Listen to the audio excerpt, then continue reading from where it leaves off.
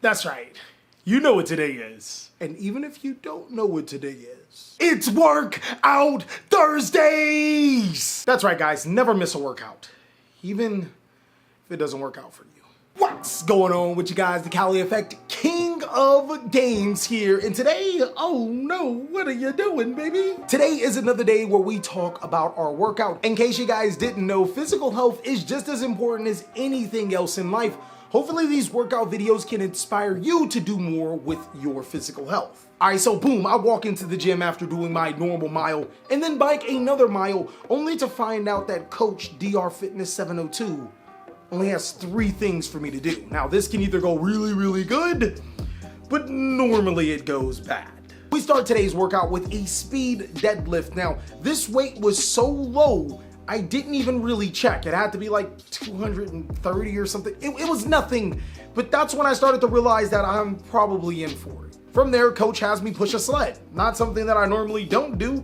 This sled just so happens to have 6 plates. I push it all the way there, and then I have to backpedal it back. Still not that much of a problem. Where it starts to become a problem is that I have this huge 80-pound medicine ball that I have to throw over each of my shoulders 3 times, and boy, that thing was heavy.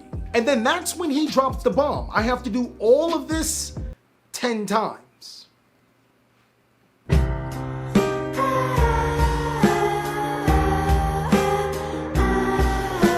I genuinely could swear I read the terms of service. If I read the terms of service, it was there, then it didn't say I had to die today. I guess what I'm trying to say there is that I should probably figure out fairly quick when it's simple and it's not a lot of things, it's a lot of things. But one thing I'm pretty sure that some people may try to buy a lot of are these particular cards. And in this video, I'm going to give you the heads up to avoid these Yu-Gi-Oh cards like the Walking Plague. Avoid these cards like waking up and thinking today was going to be a great day to work out. Avoid these cards like how my legs are going to avoid walking for a while. That's right, ladies and gentlemen, in this video, I got the sauce. I'm gonna be telling you guys some cards that you probably should avoid buying. So of course, if you wanna see more videos like this, then be sure to destroy that subscribe button, but also, hold on, wait a minute. Go ahead and hit that notification bell because, well, we just too strong. I also want to point out that if I made a list of every card you guys should avoid buying, that it would be not only too strong, it'll probably be too long. So I want you guys to help me out and post down below in the comment section what are some other cards that players should be looking to avoid. This really helps the community out as newer players don't want to sink a ton of money into a particular card only to find out that it's not really worth that much, and then older players just may need a heads up on what those cards are. So without further ado, let's jump on in. So to some of you guys, this card may come as a surprise because some players feel that this card is a legitimate god card that needs to be hit on the forbidden list. But statistically, this card really isn't as great as it may seem. Red Eyes Dark Dragoon is one of the most coolest Yu-Gi-Oh cards when it comes to looks. This guy has 3,000 attack, a spellcaster monster, and allows you to play Dark Magician and Red Eyes Black Dragon without getting laughed at. Boy! I mean, who doesn't want to see Dark Magician and Red Eyes on a card with some spectacular effects?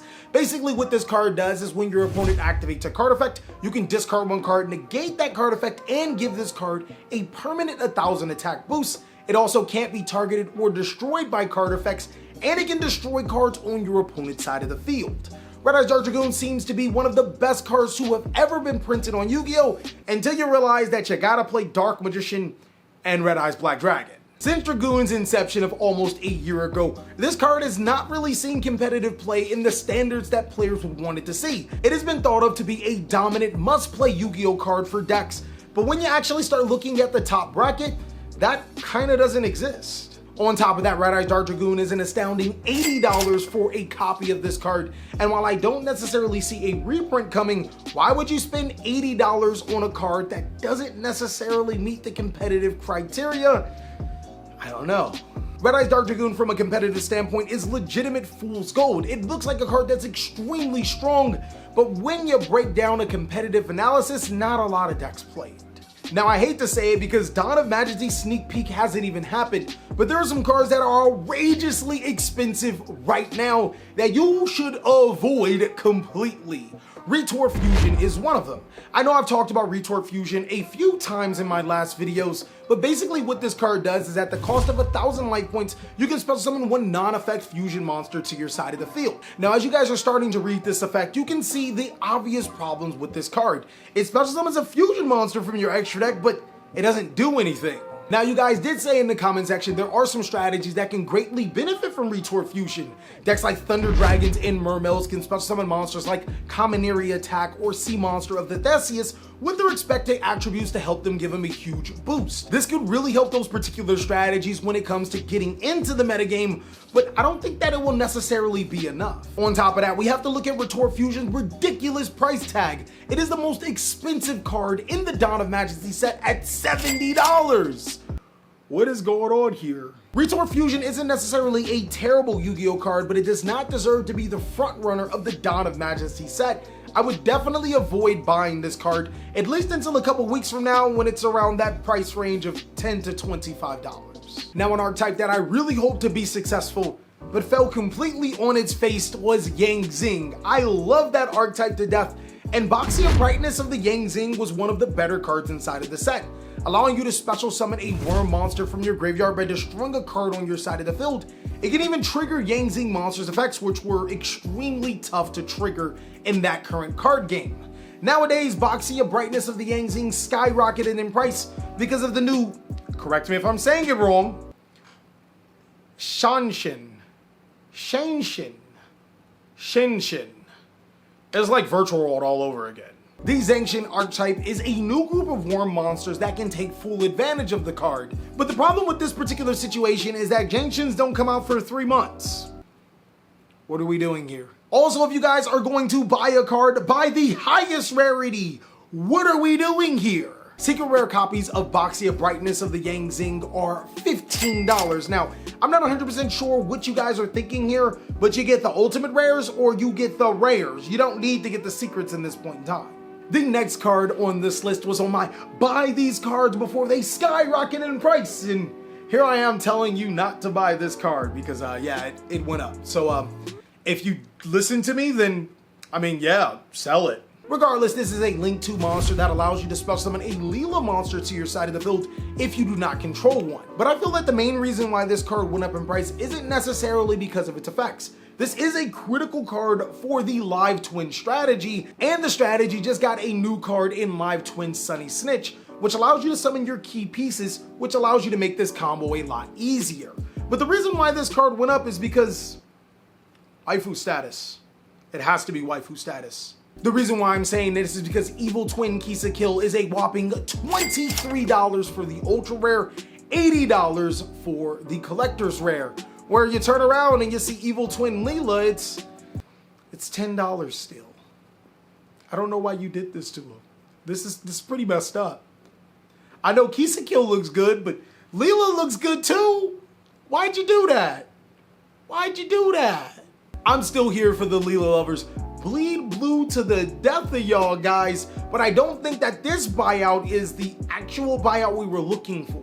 Competitively speaking, and for my YCS Summer Cup live duel, I don't think that Live Twins are there just yet. It's about 1 or 2 cards away from being ultra competitive, and with that being said, you probably should wait just a little bit until the price drops, and then you can swoop in and get your Kisa Kills. Or you should have just listened to what I had to say when they were $10 and bought them then. Moving on to the last card on this list, we actually have to revisit Dawn of Majesty. You know how when you open a box and you get 2 secret rares and both of them are bad? This is gonna be one of those secret rares that you're gonna get and feel bad about. Anti-Human Intelligence Messiah is a pendulum monster that only real relevant effect is while it's in the pendulum scale, any non-monster card sent to the graveyard is banished instead. Now, it's fairly unfortunate that this card is a secret rare. In my personal opinion, this card should have been a super or ultra rare, and it's gonna be even more unfortunate when you open your box and you get this card and you get the B Trooper monster, because while it's not bad, it's just not gonna feel good. But Anti-Human Intelligence Messiah is not a $45 card, not by the longest streak. This card is not the second coming of Macrocosmos or Different Dimension Ground. See what I did there? And it's a card that you definitely should avoid if you see somebody at your locals trying to flip it for its $45 price. Now, the cool thing about this card is that it really can help pendulum strategies, but let's be honest, guys. Pendulum? We're gonna talk about pendulum here. I mean, Electromite was their last messiah, so they do need a second coming here. Well, that is all that I have for cards that you should avoid. Again, I want you guys to post down below in the comment section what are some other cards players should be looking to not buying. And of course, go ahead and share this video with a friend. Also, be sure to check out these videos because I know you want to see some more Cali Effect content, and I'll catch you on the next one.